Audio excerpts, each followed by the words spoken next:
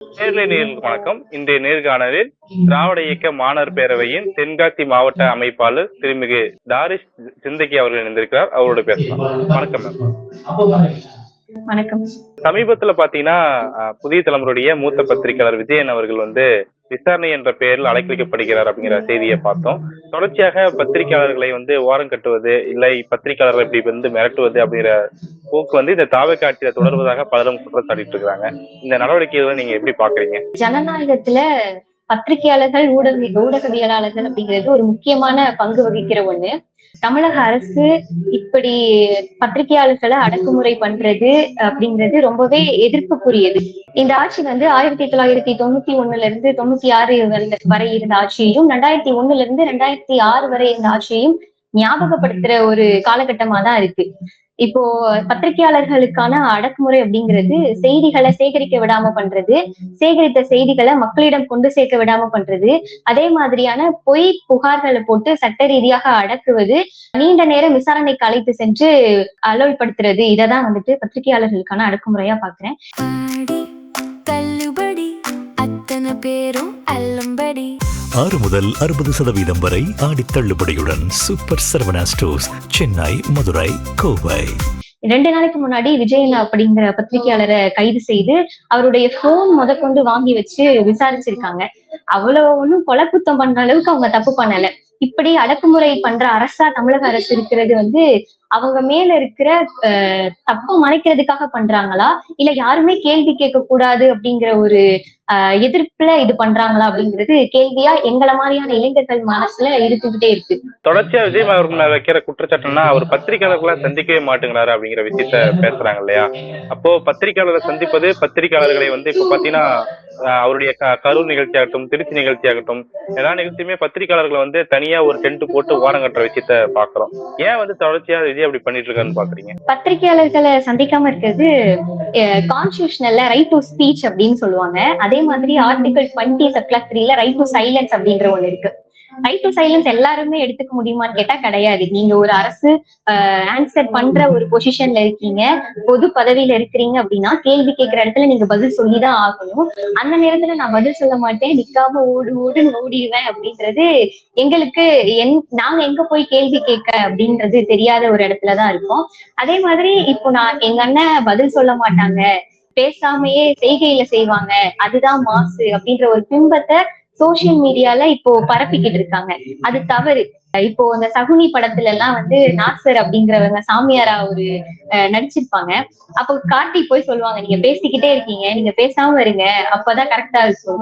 நீ எப்போ பேசாம இருன்னு சொன்னியோ அப்போ என்னை பார்க்க கூட்டம் கூடுது அப்படின்ற மாதிரி எல்லாம் அவர் சொல்லுவாரு. அதே மாதிரி எங்க அண்ணன் பேசினா நடிகைகளோட மட்டும்தான் பேசுவாரு, மத்த யாருக்கிட்டையுமே பேச மாட்டாரு. என்ன பேசுன்னு சொல்றீங்க, எங்க அண்ணா பேசினா எப்படி இருக்கும் தெரியுமா அப்படின்னு வேற சொல்லிக்குவாங்க. உங்க அண்ணனை பேச சொல்றது லாக் அப் டெத் அப்படின்ற ஒரு காரணத்துக்காக பேசுங்கன்றோம். இப்போ தமிழ்நாட்டுல பெண்களுக்கு எதிரான குற்றங்கள் அதிகரிச்சுக்கிட்டு இருக்கு, அதை பத்தி பேசுங்க அப்படின்னு சொல்றோம். போன ஆட்சியில ஒரு தும்முனா கூட தப்பு, எங்க ஆட்சியில நாங்க எல்லாத்தையுமே தட்டி கேட்போம்னு சொன்னவங்க, ஏன் நீங்க போன ஆட்சியில சும்மாதானே இருந்தீங்க அப்படின்னு கேட்கறதுக்குதான் வாயை திறக்கிறாங்க. இப்படி மக்களை சந்திக்காம ஓடுறது மாஸ் கிடையாது. அது தன்னுடைய அரசு மேல இருக்க டிரான்ஸ்பரன்சியையும் அக்கௌண்டபிலிட்டியும் விட்டு கொடுக்கறதா தான் இருக்குது. இது எல்லா மனசுலயும் பதிஞ்சாலே நல்லது. நீங்க சொன்னீங்க இல்லையா, பிம்பங்களை மெயின்டைன் பண்றது அப்படிங்கிற விஷயம். இப்ப பத்திரிகையாளர்களை சந்திக்காமல் பேசாமல் இருந்து அவங்களுடைய பிம்பத்தை மெயின்டைன் பண்றதுல விஜய் அவர்களையும் மோடி அவர்களையும் கம்பேர் பண்ணி பலரும் பேசுறாங்க இல்லையா? அது சரியான ஒப்பீனியன் நினைக்கிறீங்களா? கிட்டத்தட்ட ஆமா, 2 பேருமே கட்சி வேறையா இருக்கலாம், பத்திரிகையாளர்களை சந்திக்காம ஓடுறதுல ஒற்றுமை இதுல மட்டும் சேர்ந்துக்கிறாங்க. வெளிநாட்டுல போய் பத்திரிகையாளர்கள் கேட்டா கூட பதில் சொல்ல மாட்டேன்னு போயிடுறாங்க பிரதமர் மோடி அவர்கள். இங்க தமிழக அரசுல நான் மாற்றம் அப்படின்னு சொல்லிதான் வந்தேன், திமுகவை எதிர்க்கிறது தான் என்னோட முதல் இதே அப்படின்ற மாதிரி இந்த ஆட்சி நடத்திக்கிட்டு இருக்காங்க. எதுல நான் மாற்றமா பாக்குறேன் அப்படின்னா, ஊடகத்திலயும் சரி, வார்த்தையில கூட நான் மாற்றத்தை பாக்குறேன். என்ன மாற்றம் அப்படின்னா, முன்னாடி எல்லாம் லாக் அப் டெத் அப்படின்னு இருந்துச்சு, இப்போ எப்படி ஆயிடுச்சுன்னா திடீர் மரணம் அப்படின்னு மாறிடுச்சு. முன்னாடி ஆணவ கொலை அப்படின்னு இருந்தது, இப்போ காதல் தற்கொலைன்னு மாறிடுச்சு. முன்னாடி வாகன நெரிசல், போக்குவரத்து நெரிசல் அப்படிங்கிறது இப்போ வாகன அணிவகுப்புன்னு மாறிடுச்சு. ஊழல் லஞ்சம் இருந்தது, இப்போ ஏதோ தவறு நடந்துருச்சு அப்படின்னு மாறிடுச்சு. இப்படி எல்லாத்துலயுமே உங்க மாற்றம் இதுலதான் காமிக்கிறீங்க. சரி மேடையில ஏறி பேசுறீங்க, மேடையில பேசுறதுலயாச்சும் மக்களுக்கு நான் இதை செய்வேன், நான் வந்துட்டேன் இதை செய்வேன், உங்க இளைஞர்களுக்கு நான் இவ்வளவு பண்ணுவேன் அப்படின்னு ஏதாச்சும் பேசுவீங்க, டிவிக்கு பத்தி பேசுவீங்க, உங்க கொள்கைய அட்லீஸ்ட் ஃபாலோ பண்ற இளைஞர்களுக்கு சொல்லுவீங்கன்னு பார்த்தா அங்கேயும் வந்து திமுக ஸ்டாலினுக்கு இதைதான் நான் பேசுவேன் இப்படின்னு இருக்கிறது. சரி, அடுத்த திட்டங்களை மக்களுக்கு என்ன கொண்டு வர போறீங்க, அதை நாங்க எதிர்பார்த்துட்டு இருக்கோம் அப்படின்னு கேட்டா எதுவும் பண்ண மாட்டோம், இருக்கிற திட்டத்துல ஸ்டிக்கர் ஒட்டி எதையே நாங்க ஃபாலோ பண்ணுவோம் அப்படின்னு சொல்றது எந்த விதமான மாற்றம்னு தெரியல. இந்த மாற்றத்தை வந்து எங்க இருந்து கத்துக்கிட்டாங்க அப்படின்னா, இந்த மோடியையும் விஜயும் ஒற்றுமைப்படுத்தி பேசுறதுல நம்ம சொல்ல வேண்டியதுல ரங்கராஜ் பாண்டே போன்ற செய்தியாளர்கள் அவங்களே சொல்லியிருக்காங்க. அவங்க வந்துட்டு மோடி என்ன பண்ணாரோ அதைதான் வந்து விஜயும் பண்றாங்க. என்ன மக்களுக்கு தேவையோ அதை கொடுத்துட்டா மக்கள் வந்து குறை சொல்ல மாட்டாங்க அப்படின்னு சொல்லியிருக்காங்க. மக்களுக்கு இப்போ என்ன தேவை, அண்ணன் 2 போட்டோ ஷூட் பண்ணி போடுவாரு, அண்ணன் ஃபயரு மாஸ்ன்னு சொல்லிட்டு இதை அவங்க ஸ்ப்ரெட் பண்ணுவாங்க, அவ்வளவுதான். அதுக்கப்புறமேட்டு பிரைவேட்டுக்கு போனா என்ன தண்ணி, இல்ல நம்ம தமிழ்நாட்டுக்கு வர வேண்டிய வேலை வாய்ப்பு ஆந்திராவுக்கு போனா என்ன, எதுவுமே தேவையில்ல, அண்ணன் 2 போட்டோ போட்டாரு, நம்ம சாப்பிட்டுட்டு நம்ம படுத்துருவோம், அவ்வளவுதான். இதுதான் வந்து இங்க ஃபாலோ பண்ணிக்கிட்டு இருக்காங்க. நீங்க சொன்ன மாதிரி இப்போ புதிய திட்டங்களை கொண்டு வருவதிலையும் பத்திரிகையாளர்களை சந்திக்கிறதுலயும் அவங்களுக்கு அனுபவம் போதாமையாக இருக்குது. ஏன்னா புதிய கட்சி, புதிய 2 வருஷம் கட்சி ஆரம்பிச்சு ஆட்சிக்கு வந்திருக்காங்க, அவங்களுக்கு இன்னும் அனுபவம் தேவைப்படுது, டைம் கொடுக்கலாமே அப்படின்னு சொல்லி பலரும் சொல்றாங்க இல்லையா, அதை எப்படி பார்க்கலாம்? டைம் கொடுக்கலாம் அப்படிங்கிறது அரசாங்கத்துல நீங்க முன்னாடியே அதை பண்ணிட்டு வந்திருக்கணும். ஆட்சிக்கு வந்ததுக்கு அப்புறமேட்டு நாங்க நேரம் கொடுக்கலாம் அப்படின்னா பெண்கள் பாதுகாப்புல டைம் கேக்குறீங்களா? என்ன இப்போ 2 கற்பழிப்பு தானே நடந்திருக்கு, டைம் கொடுங்க, பொறுத்துக்கோங்க அப்படின்னு சொல்லுவீங்களா? கிடையாதுல்ல. அப்போ உங்களுக்கான நிர்வாக திறமையை இதுக்கப்புறம் நாங்க திருத்திக்குவோம் அப்படின்றது உங்க ஆட்சியை பத்தியான கேள்விகளை அதிகரிக்குது. நீங்க கேள்வி கேட்டா பதிலும் சொல்ல மாட்டீங்க, கேள்வி கேட்கிறவங்களை கைது பண்ணி உள்ள தூக்கி போடுவீங்க. இப்படியான அடக்குமுறைகள்லாம் பண்ணிக்கிட்டு இருக்கிறது சர்வாதிகார ஆட்சியா தானே நான் கருத முடியும். அரசியல் இருப்பவர்கள், அரசுடைய உச்சபட்ச பொறுப்பில் இருப்பவர்கள், மோடி ஆகட்டும் விஜயாகட்டும், இவங்கெல்லாம் பத்திரிகையாளர்களை சந்திக்கிறது அப்படிங்கிறது எவ்வளவு முக்கியத்துவமானதுன்னு பாக்குறீங்க? கண்டிப்பா. இப்போ இளைஞர்களுக்கு சட்டமன்றத்துல இப்போ நிறைய சொல்லிட்டு இருக்காங்க, சட்டமன்றத்தை இளைஞர்கள் இப்போதான் பார்க்க ஆரம்பிச்சிருக்காங்க. அரசியலுக்கு அண்ணா வந்ததுக்கு அப்புறமேட்டு தான் நாங்க அரசியலையே பார்க்க ஆரம்பிச்சிருக்கோம். நாங்களும் அததான் சொல்றோம், நீங்க இப்பதான் பார்க்க ஆரம்பிச்சிருக்கீங்க, அப்ப இதுக்கு முன்னாடி எப்படி இருந்ததுன்னு போய் பார்த்துட்டு வாங்க. சட்டமன்றத்துல பேசினா சட்டமன்றத்துலதான் பதில் சொல்லணும். வீட்டுல போய் ட்விட்டு போடுறது அண்ணனா இல்ல யாரான்னு எங்களுக்கு தெரியாது, நிக்காம ஓடுன்னு உங்க அண்ணன் ஸ்கிரிப்ட் பேப்பரை வச்சு படிக்கிறது எங்களுக்கு தெரியாது.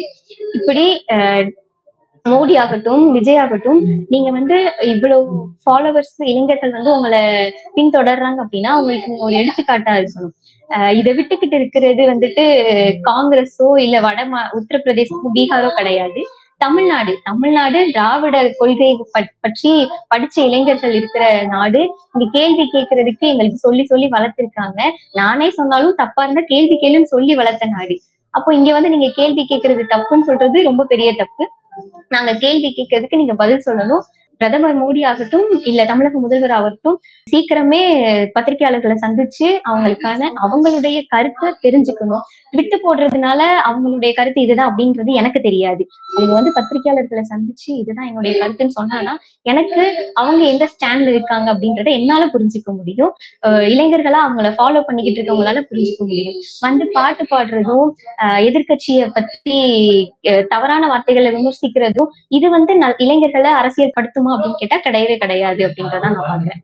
இன்னொரு பக்கம் என்ன சொல்றாங்கன்னா, இவர்கள் பத்திரிகையாளர்களை சந்திப்ப நடத்தணும்னா என்ன, மற்ற அமைச்சர்கள் எல்லாம் பத்திரிகையாளர்களை சந்திச்சு பேசிட்டு தானே இருக்காங்க, அவங்க விலங்கு கொடுத்துட்டு தானே இருக்காங்க அப்படிங்கிற வார்த்தை முன்வைக்கிறாங்க இல்லையா, அது எப்படி நம்ம பார்க்கலாம்? நான் வந்து இவங்க அமைச்சர்கள் எம்எல்ஏக்கள் இவங்க பத்திரிகையாளர்கள் சந்திக்கிறதே ஒரு முறை நான் பார்க்கிறேன். ஏன்னா பின்னாடி நடக்கிறத மறைக்கிறதுக்காக தான் இந்த சந்திப்பு நடக்குதா? இப்போ செங்கோட்டையன் அமைச்சர் அவர்கள் வந்து கொடுத்த பத்திரிகையாளர் இருக்கட்டும், காலையில ஒரு நியூஸ் ஸ்ப்ரெட் ஆச்சு, அதை மறைக்கிறதுக்காகவே வேணுமென்றே அந்த வார்த்தையை வந்து மாத்தி சொன்ன மாதிரி அதை பத்தி பேச ஆரம்பிப்பாங்க அப்படின்னு சொன்னதா இருக்கட்டும். ஐடி கார்டுல ஸ்கூல் ஸ்டூடெண்ட்ஸ் ஐடி கார்டுல சாதி இது பண்றத பத்தி, அதே மாதிரி அமைச்சர் கீர்த்தனா அவர்கள் அவங்க வந்துட்டு மாற்றுத்திறனாளிகள் அப்படின்ற மறந்து போற அளவுக்கான ஆள் கிடையாது. அவங்களுக்கு வந்து ஆங்கிலம் தெரியும், ஹிந்தி தெரியும், எல்லா லாங்குவேஜ்லயுமே பேசுவாங்க. இப்ப ஹிந்தி பேசினா என்னன்னு மக்களையே மாத்தி விடுற அளவுக்கு தெளிவா இருக்காங்க. அவங்களுக்கு ஊனமுற்றோர்கள் அப்படின்னு சொல்ற அந்த வார்த்தை வந்து இதாகுது, மாற்றுத்திறனாளிகள்ன்ற வார்த்தை தெரிய மாட்டேங்குது. அமைச்சருக்கு நான் இந்த பொறுப்புலதான் இருக்கேன்னு தெரியாத அளவுக்கு சுற்றுச்சூழல் துறையா சுற்றுலாத்துறையான்னு மாத்தி சொல்ற அளவுக்கு இருக்காங்க. இப்படி அவங்களுக்கே கிளாஸ் வச்சுதான் பத்திரிகையாளர் சந்திப்புக்கு அனுப்பணும் அப்படின்ற அளவுக்கு அவங்க இருக்காங்க. நீங்க ஒரு இளைஞர் தலைமுறையில இருந்து வந்திருக்கீங்க. இப்போ நீங்க சொன்னீங்க இல்லையா, பத்திரிகைகளை வந்து சந்திச்சாதான் அவர் வந்து என்ன ஐடியால இருக்கிறாங்கன்னு எனக்கு தெரியும்னு சொல்லி. ஆனா இன்னொரு பக்கம் பார்க்கும்போது பல இளைஞர்கள் முன்வைக்கிறது என்னன்னா, இது ஒரு நியூ வே ஆஃப் வந்து ஒரு கன்வேயிங் ஸ்டைல் அப்படின்னு சொல்றாங்க. அவர் வந்து சட்டமன்றத்துல பேசினா போதும், ட்வீட் போட்டா போதும், பத்திரிகையாளர் எதுக்கு சந்திக்கணும்னு சொல்லி ஒரு அமைச்சருமே பேசியிருந்ததை பார்க்க முடியும். அதையுமே பலர் இளைஞர்கள் தான் வெளிப்படுத்துறாங்க. அப்போ இளைஞர்களுடைய பார்வை வந்து இருக்குதா, இது அரசியலை அணுகுவதும் இந்த பத்திரிகையாளர் சந்திப்பு விஷயத்த பார்க்கணும் அப்படிங்கிற கேள்வி இருக்கு. எப்படி பாக்குறீங்க? இதுதான் வந்து அரசியல் அறியாமையா இருக்கும் அப்படின்றத நாங்க பாக்குறோம். பத்திரிகையாளர்களை கண்டிப்பா சந்திச்சு ஆகணும். அவங்க கேக்குற கேள்விக்கு நீங்க தலைமையா ஏத்துக்கிட்டு இருக்கிற தலைவர் பதில் சொன்னாதான் அவர் எந்த கருத்துல இருக்கிறாரு அப்படின்னு சொல்லி எங்களுக்கு தெரிய வரும். பேசிதான் தமிழ்நாடு இந்த அளவுக்கு இருக்குது. அப்ப பேசாமையே எங்க அண்ணன் வந்துட்டாருன்னு சொல்றது இது பெருமைப்படுற விஷயம் கிடையாது அப்படின்றதுதான் என்னால சொல்ல முடியும். இனிமேவாச்சும் பேசுங்கன்னு சொல்றப்போ, இல்ல எங்க அண்ணன் பேச வேண்டாம், எங்க அண்ணன் போட்டோ போட்டா போதும் அப்படிங்கிறது நீங்களே அவங்களுக்கு வந்து ஒரு சொகுசு ஏற்படுத்தி கொடுக்குற மாதிரி இருக்கு. உங்க அறியாமைனால எங்களுடைய வாழ்க்கையும் வந்து இங்க தமிழ்நாட்டுல ஜென்சி அப்படிங்கிறது டிவிகேவை மட்டும் ஃபாலோ பண்ற இளைஞர்கள் மட்டும் கிடையாது. டிவிகேவை எதிர்க்கிற இளைஞர்களும் ஜென்சில இருக்காங்க. அப்ப எங்களுக்கு அரசியல் பத்தியான தெளிவு இருக்கிறதுனால பேசினாதான் எங்களுக்கு புரிய ஏற்படும். அப்போ நீங்க வந்து டிவிகேவுக்கு சப்போர்ட் பண்ண மாட்டீங்க அப்படின்னா பேசவே மாட்டாங்களே, நாங்க ஏன் சப்போர்ட் பண்ணணும்ன்றதுக்கு பேசினாதானே எங்களால முடியும். நீங்க பேசாமையே ஸ்கிரிப்ட் பேப்பரை படிச்சா மட்டும் போதும் அப்படின்னா எங்களுக்கு அது கிடையாது. எங்களுக்கு பேசினாதான் உண்டு. நீங்க பேசினது கரெக்டா பேசுங்கன்னு தான் சொல்றோம். ஸ்டாலின் அங்கிள் இல்ல நிக்காம ஓடு ஓடு அந்த டைலாக் நாங்க தியேட்டர்ல போய் பாத்துக்கிறோம். ஒரு தலைவரா, தமிழக முதல்வரா எப்படி பேசணுமோ அந்த அளவுக்கான மரியாதை பாங்கோடு பேசினா எங்களுக்கு போதும் அப்படின்றதுதான் எங்களோட இது. தேர்தலுக்கு முன்னாடி பாத்தீங்கன்னா பல இளைய தலைமுறைகளை சேர்ந்தவர்கள் வந்து என்ன சொன்னாங்கன்னா, அண்ணனை எனக்கு பிடிக்கும், அதனால நான் அவர் ஓட்டு போடுவேன், அவர் மாற்றத்தை கொண்டு வர நம்புறேன், அதனால ஓட்டு போடுறேன் அப்படின்னு சொல்லி சொன்னாங்க. இப்போ 2 மாதம் காலம் தாவேக்காவுடைய ஆட்சி நடந்திருக்கு. நீங்க பார்த்த வரைக்கும் இளைஞர் தலைமுறைகள்ல ஒரு மாற்றம் ஏற்பட்டுன்னு பாக்கீங்களா, இல்ல அவங்க இந்த அரசை வந்து எப்படி அணுகுறாங்கன்னு பாக்குறீங்க? இல்ல, மாற்றம் ஏற்பட்டிருக்குன்னு தான் பாக்குறேன். நிறைய பேரு அண்ணனுக்காக அண்ணன் வந்தா மாறிடும் அப்படின்ற நிறைய நம்பிக்கையோட ஓட்டு போட்டாங்க. என் ஃப்ரெண்ட்ஸுமே இருக்காங்க. கண்டிப்பா நான் அண்ணனுக்கு தான் ஓட்டு போடுவேன், இவ்வளவு நாள் நீங்க இருந்துட்டீங்க, இவ்வளவு நாள் நீங்க பண்ணிட்டீங்க, இப்ப என்ன அப்படின்னு கேட்டு மாற்றம் அப்படின்னு சொல்லி போட்டாங்க. கிட்டத்தட்ட அந்த மாற்றம் அவங்களுக்கான வெளிச்சத்திலேயே தெரிஞ்சிச்சு அப்படிங்கிறது எனக்கு சிரிப்பு தான் வருது. கரண்ட் போய்கிட்டே இருந்தது, அதை பத்தியான கேள்வி கேட்டா தூக்கிட்டு போயிட்டாங்க, அதாயிடுச்சு, அதுக்கும் திமுக தான் காரணம். இப்போதான் அவங்களுக்கு தெரிய வருது திமுக மேலதான் இவங்க எல்லா விருப்பையும் திணிக்கிறாங்க. இவங்க கிட்ட கேள்வி கேட்டா இவங்களுக்கான பதில் தெரியல, இவங்க பதிலாவே என்ன கொடுக்குறாங்கன்னா திமுகவை தான் கொடுக்குறாங்க, திமுக தான் பண்ணுச்சு. இப்போ நான் கேட்கிற கேள்விக்கு நீங்க பதில் சொல்லுங்க அப்படின்னா திமுக பண்ணுச்சு நீங்க கேட்டீங்களான்ற பதில் அவங்களுக்கே புதுசா இருக்கு. இப்போ நான் போய் என் ஃப்ரெண்ட்ஸ் கிட்ட வந்து கேக்குறேன், இந்த மாதிரி ஊழல் லஞ்சம் சொன்னீங்கல்ல, அது இப்ப நடந்துகிட்டு தானே இருக்கு அப்படின்னு கேட்டா ஆமா நடக்குது அப்படின்ற ஒத்துக்கிற அளவுக்காச்சும் மாறி இருக்காங்கன்னு நான் நினைக்கிறேன். ஏன்னா முன்னாடி எல்லாம் கிடையவே கிடையாது, மாற்றம் தான் அப்படின்ற மனநிலைமையில இருந்தாங்க. இப்போ வந்து நியூஸ் பாக்குறதுலயும் சரி, அதே மாதிரி குதிரை பேர அரசியல் யார் பண்றாங்க அப்படிங்கிறது நிறைய பேர் இளைஞர்களுக்கு தெரிஞ்சிருச்சுன்னு நான் நினைக்கிறேன். ஓகே தோழர், இந்த நேரத்துல பல்வேறு முக்கியமான விஷயங்களை பண்ணிட்டீங்க. உங்களுடைய நேரத்துக்கும் கருத்திற்கும் மிக்க நன்றி. நன்றி.